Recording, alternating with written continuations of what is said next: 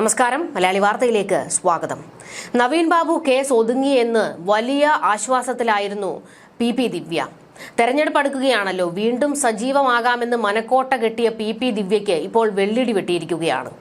ആദ്യ അടി ഹൈക്കോടതിയിൽ നിന്നാണ് കിട്ടിയത്. നവീന്റെ കുടുംബം മാനനഷ്ട കേസ് ഫയൽ ചെയ്തിരിക്കുകയാണ്.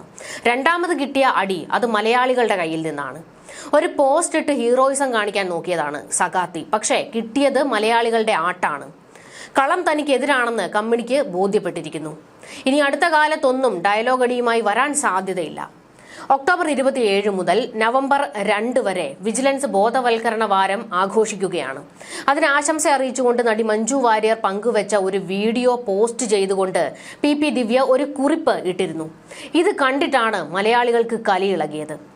കമ്പനിയുടെ ആ വിലപ്പെട്ട വരികൾ ഇങ്ങനെയാണ്: അഴിമതി അവകാശമാക്കാൻ ശ്രമിക്കുന്നവരും അഴിമതിക്കാരെ വിശുദ്ധരാക്കാൻ അധ്വാനിക്കുന്നവരും ഉള്ളപ്പോൾ എങ്ങനെ പ്രതികരിക്കാനാണ്? ഉദ്യമത്തിന് ആശംസകൾ. ഇതായിരുന്നു പി ദിവ്യ കുറിച്ചത്. നല്ല ബെസ്റ്റ് ടീംസ് ആണ് ഇത് പറയുന്നത്.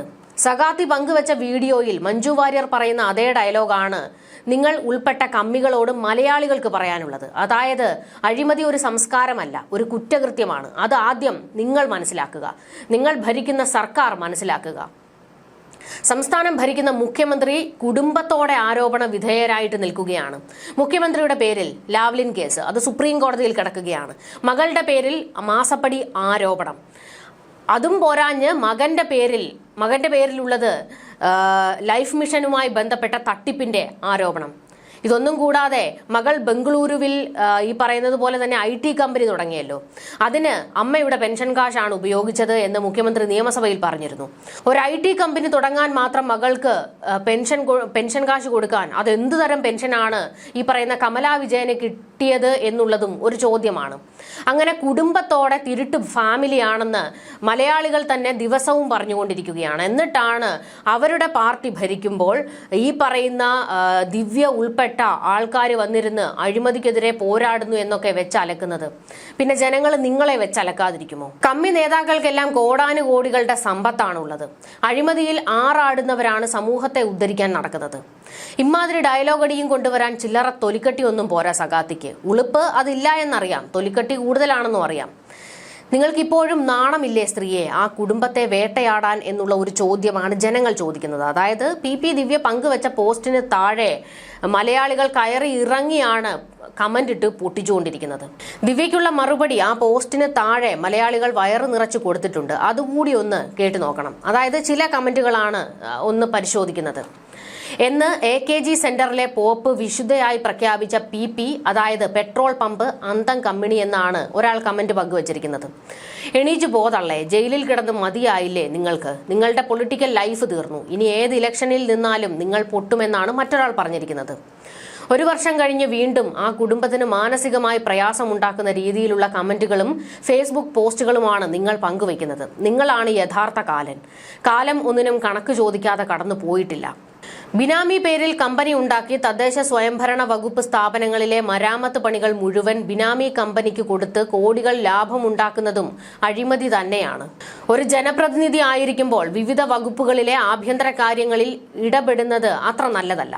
വിളിക്കാത്ത സദ്യയ്ക്ക് ഉണ്ണാൻ പോകുന്നത് പോലെ ഒരു ജില്ലാ ഓഫീസറുടെ തികച്ചും സ്വകാര്യമായ ഒരു യാത്രയയപ്പ് ചടങ്ങിൽ ക്ഷണിക്കാതെ വലിഞ്ഞു കയറി ചെന്ന് മുൻകൂട്ടി തയ്യാറാക്കിയ തിരക്കഥ പോലെ സ്വകാര്യ TV ചാനലുകാരെ വിളിച്ച് യാത്രയയപ്പ് ചടങ്ങിന് വിധേയനാകുന്ന ജില്ലാ ഓഫീസറെ തന്റെ നിക്ഷിപ്ത താൽപര്യങ്ങൾ നടന്നു കിട്ടാത്തതിന്റെ വിരോധം തീർക്കുവാൻ ആ ഓഫീസറുടെ സഹപ്രവർത്തകരുടെ കീഴ് ജീവനക്കാരുടെ മുന്നിൽ വെച്ച് അധിക്ഷേപിക്കുന്നത് മാനസിക അഴിമതിയാണ്, മാനസിക അർബുദമാണ്. ശരീരത്തിന് അർബുദം ബാധിച്ചാൽ ഒരു പരിധിവരെ നമുക്ക് ചികിത്സിച്ചു മാറ്റാം. പക്ഷേ മനസ്സിന് അർബുദം ബാധിച്ചാൽ ചികിത്സ പോലുമില്ല. അതാണ് യാഥാർത്ഥ്യം. അതാണിവിടെ സംഭവിച്ചത്. ഇതിനെല്ലാം ഉപരി അഴിമതിക്കെതിരെ ഘോരം പ്രസംഗിക്കുന്നവർ, ഗീർവാണം വിടുന്നവർ അഴിമതി മുക്തരായിരിക്കണം. അതിനുള്ള ധാർമ്മികത അവർക്ക് നിർബന്ധമായും ഉണ്ടായിരിക്കണം. അല്ലാതെ വൻ അഴിമതി നടത്തിയിട്ട് അഴിമതി വിരുദ്ധ പൊയ്മുഖങ്ങൾ, മുഖം മൂടികൾ, ആട്ടിൻ തോലിട്ട ചെന്നായ്ക്കൾ അഴിമതി വിരുദ്ധ പ്രസംഗം നടത്തിയാൽ അത് കശാപ്പുകാരിയുടെ സാരോപദേശം പോലെയാണ്. ഇവരുടെ കമന്റ് ബോക്സ് നോക്കിയാൽ അറിയാം ജനം ഏത് രീതിയിലാണ് ഇവരെ കാണുന്നത് എന്ന്. ആ പാവപ്പെട്ട മനുഷ്യന്റെ ജീവൻ എടുത്തിട്ടും അദ്ദേഹത്തെ ഉന്നം വെച്ചുള്ള ഇവരുടെ പോസ്റ്റുകൾ കണ്ടാൽ തന്നെ അറിയാം ഇവരുടെ മാനസികാവസ്ഥ. ചേച്ചി വെറുതെ എന്തെങ്കിലും പറഞ്ഞാൽ പോരാ, തെളിയിക്കണം. നവീൻ അഴിമതി നടത്തിയെങ്കിൽ അത് തെളിയിക്കണം. ഇങ്ങനെ പോസ്റ്റ് ഇട്ട് ജനങ്ങളുടെ തെറിയും പ്രാക്കും വാങ്ങിച്ചു കൂട്ടാനും വേണം ഒരു കഴിവ്.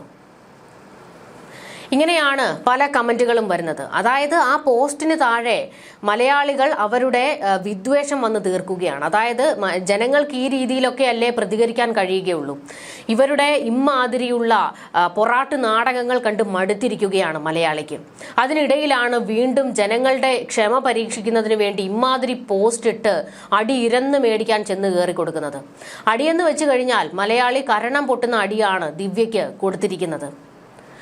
നവീൻ ബാബുവിനെ പോസ്റ്റ് ഇട്ട് വീണ്ടും അപമാനിക്കുന്ന പി ദിവ്യക്കെതിരെ ജനങ്ങൾ അതിശക്തമായാണ് പ്രതികരിച്ചുകൊണ്ടിരിക്കുന്നത്. അഴിമതി അവകാശമാക്കാൻ ശ്രമിക്കുന്നവരും അഴിമതിക്കാരെ വിശുദ്ധരാക്കാൻ അധ്വാനിക്കുന്നവരും ഉള്ളപ്പോൾ എങ്ങനെ പ്രതികരിക്കാനാണ് എന്നല്ലേ നിങ്ങൾ കുറിച്ചിരിക്കുന്നത്? എന്ത് പ്രതികരണമാണ് നിങ്ങൾ നടത്തിയത് എന്നാണ് ചോദ്യം. അതൊന്ന് കേൾക്കട്ടെ.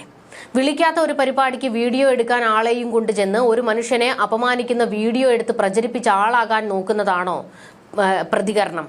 അഴിമതിക്കെതിരെ അതാണോ നിങ്ങൾ നടത്തുന്ന പ്രതികരണം എന്നാണ് നമുക്ക് ചോദിക്കാനുള്ളത്.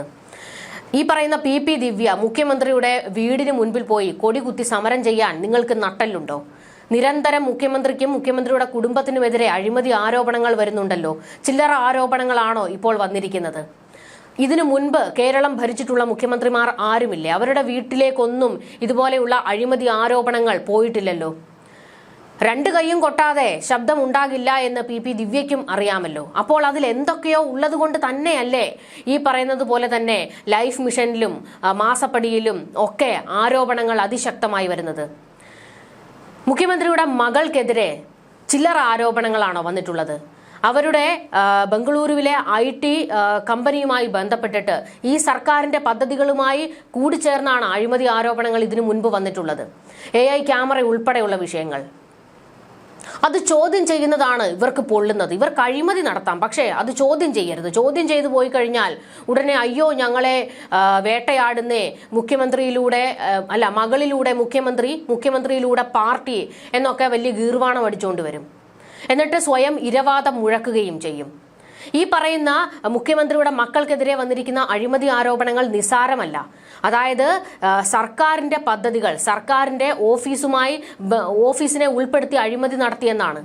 മുഖ്യമന്ത്രിയുടെ മകൾ വീണ മാസപ്പടിയുമായി ബന്ധപ്പെട്ട് അഴിമതി വന്നപ്പോൾ സർക്കാർ സ്ഥാപനമായ KSIDC ആണ് അതിൽ ഉൾപ്പെട്ടത്. നിസ്സാര വിഷയമാണോ അത്? ഇപ്പോൾ വന്നിരിക്കുന്ന ഈ പറയുന്ന ED മുഖ്യമന്ത്രിയുടെ മകന് സമൻസ് അയച്ചു എന്ന് പറയുന്ന കേസ് ലൈഫ് മിഷനുമായി ബന്ധപ്പെട്ടതാണ്. അത് സർക്കാർ പദ്ധതിയാണെന്നേ. അതിനകത്തിലാണ് ഈ പറയുന്ന മുഖ്യമന്ത്രിയുടെ കുടുംബക്കാരുടെ പേര് വന്നിരിക്കുന്നത്. ജനങ്ങൾ ചോദ്യം ചെയ്യും. നിങ്ങൾക്ക് തെറ്റ് പറ്റിയിട്ടില്ല എങ്കിൽ അത് തുറന്നു പറയാനുള്ള ധാർമ്മികതയാണ് നിങ്ങൾ കാണിക്കേണ്ടത്. അല്ലാതെ മാധ്യമങ്ങൾ ചോദ്യം ചോദിക്കുമ്പോൾ ഇത്തരം വർത്തമാനങ്ങൾ വേണ്ട എന്നൊക്കെ പറഞ്ഞ് മുഖ്യമന്ത്രി മാധ്യമങ്ങളെ അടിച്ചോടിക്കാൻ ശ്രമിക്കുന്നത് ഉത്തരമില്ലാത്തത് കൊണ്ടാണ്. അതും പോട്ടെ, നിങ്ങൾ വീണ്ടും പറയുന്നുണ്ടല്ലോ നവീൻ ബാബു അഴിമതിക്കാരനാണെന്ന്. എവിടെയെങ്കിലും അത് കണ്ടെത്താൻ കഴിഞ്ഞോ? നവീൻ ബാബു 1 രൂപയെങ്കിലും കൈക്കൂലി വാങ്ങിയത് കണ്ടെത്താൻ കഴിഞ്ഞോ? നിങ്ങളുടെ സർക്കാരിന്റെ കക്ഷത്തിലിരിക്കുന്ന വിജിലൻസ് ഇരുന്നും കിടന്നും എല്ലാം അന്വേഷിച്ചല്ലോ. ഒരു തെളിവ് കിട്ടിയോ നവീൻ ബാബു കൈക്കൂലി വാങ്ങി എന്നതിന്? ഹൈക്കോടതി പോലും ഓടിച്ചു വിട്ടില്ലേ അന്വേഷണ സംഘത്തെ? പക്ഷെ നിങ്ങൾ നവീനെ കൊടുക്കാൻ നോക്കിയതിന് 1000 തെളിവുകൾ പുറത്തു വന്നിട്ടുണ്ട്. അഴിമതി നടന്നാൽ സഖാത്തി പോയി വീഡിയോ എടുത്ത് വൈറലാക്കിയ ആളാകുകയല്ല ചെയ്യേണ്ടത്. വിജിലൻസിൽ പരാതിപ്പെടണമായിരുന്നു. പക്ഷേ പ്രശാന്തൻ പോയി പരാതി കൊടുത്തത് പി ദിവ്യയോടാണ്. പക്ഷേ പ്രശാന്തൻ കൊണ്ടുപോയി പരാതി കൊടുത്തത് പി ദിവ്യയോടാണ്. പി ദിവ്യയാണോ കേരളത്തിലെ വിജിലൻസ്? മുഖ്യമന്ത്രിയുടെ ഓഫീസിൽ പരാതി അയച്ചു എന്ന് പ്രശാന്തൻ പറഞ്ഞു. പച്ചക്കള്ളമായിരുന്നില്ലേ അത്? മുഖ്യമന്ത്രിയുടെ ഓഫീസ് തന്നെ പിന്നീട് വെളിപ്പെടുത്തി അങ്ങനെ ഒരു പരാതി കിട്ടിയിട്ടില്ല എന്ന്. അപ്പോൾ കൃത്യമായി നിങ്ങളാണ് ഇതിൽ പല കള്ളക്കളികളും നടത്തിയിട്ടുള്ളത്. എന്നിട്ട് വന്നിരുന്ന് ഗീർവാണം അടിക്കുകയാണ് നവീൻ ബാബു കൈക്കൂലി വാങ്ങിയെന്ന്. ആദ്യം നിങ്ങൾ അത് തെളിയിക്കുക. അതുകൊണ്ടാണ് ഇപ്പോൾ അവരുടെ കുടുംബം മാനനഷ്ടത്തിന് കേസ് കൊടുത്തത്. എന്തായാലും പി ദിവ്യയും പ്രശാന്തനും കുടുങ്ങുന്ന രീതിയിലാണ് നവീൻ ബാബുവിന്റെ കുടുംബം ഇടപെട്ടിരിക്കുന്നത്. ന്യൂസ് ഡെസ്ക് മലയാളി വാർത്ത.